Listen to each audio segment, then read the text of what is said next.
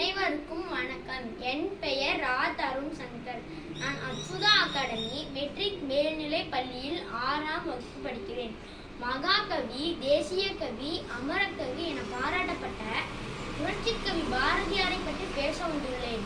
புரட்சி புயலாக தோன்றிய பாரதி எட்டயபுரத்தில் சின்னசாமிக்கும் இலக்குமி அம்மையாருக்கும் அழியா புகழ் தர 1882 டிசம்பர் 11 அபகரித்தார்.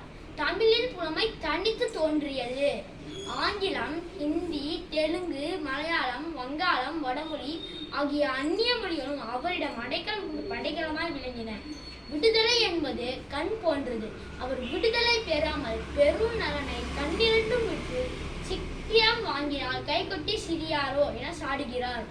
தண்ணீர் விட்டா வளர்த்தோம் சர்வேசா இப்பயிரை, கண்ணீரால் காத்தோம் கருதி உழவாவோம் என மனமுருகி கேள்வி கேட்டார்.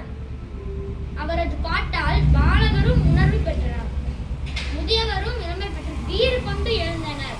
இந்தியா எனும் இதழ் நடத்தி பல இடர்பாடுகளுக்கு இடையேயும் இந்தியா விடுதலை பெற உழைத்தார். சாதிகள் இல்லையடி பாப்பா, தாழ்ச்சி உணர்ச்சி சொல்ல பாவம் என்று பாடினார். பூனை குட்டியை வைத்து அது எந்த நிறம் இருந்தாலும் தன் தாய்க்கு பிள்ளைதான், அதை வைத்து எல்லோரும் ஓர் குலம், எல்லோரும் ஓரினம், எல்லோரும் இந்நாட்டு மன்னர் என உணர்த்தினார். பெண்ணடிமை போக்க போராடினார். ஏட்டையும் பெண்கள் தொடுவது தீமை என்று எண்ணி இருந்தவர் மாய்ந்து விட்டார். வீட்டுக்குள்ளே பெண்ணை கூட்டி வைப்போம் என்ற நிந்தை மனிதர் தலை கவிழ்ந்தார். 8 மறிவின் ஆணுக்கு இங்கே பெண் இனப்பெண்ணுக்கான என்று கும்மியடி என்று பெண் விடுதலைக்காக பாரதியார் போராடினார்.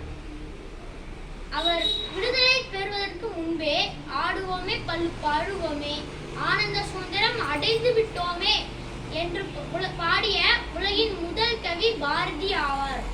அவர் பேச்சு, மூச்சு, செயல் அனைத்துமே விடுதலைக்காகவே இருந்தது. எனக்கு வாய்ப்பளித்த